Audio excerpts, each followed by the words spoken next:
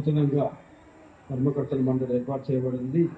ధర్మకర్తల మండలి యొక్క ప్రమాణ స్వీకారము 30/4/2025 జరిగింది. అందులో శ్రీ ఎల్లాపురం మల్లయ్య గారిని చైర్మన్గా ఎన్నుకొని వారి సహాయ సహకారంతో ఆలయాన్ని అభివృద్ధిపరచడానికి కృషి చేస్తామని తెలియజేస్తుంది. శ్రీ మాత్రే నమః. శ్రీ నల్లపోచమ్మ దేవస్థానం గోరించ గ్రామము మండలం జిల్లా సంగారెడ్డిలో వెలిసినటువంటి శ్రీ గోరించమ్మ తల్లి చాలా పురాతనమైన దేవాలయము. ఈ దేవాలయాలకు మన రాష్ట్రం నుంచే కాక కర్ణాటక, మహారాష్ట్ర నుండి చాలామంది భక్తులు ఇచ్చేది. ముఖ్యంగా ఈ జాతర ఉత్సవాలు అక్షయ తృతీయ అయిన తర్వాత గురువారం నుంచి ప్రారంభమై 7 వారాల పాటు జరుగుతాయి.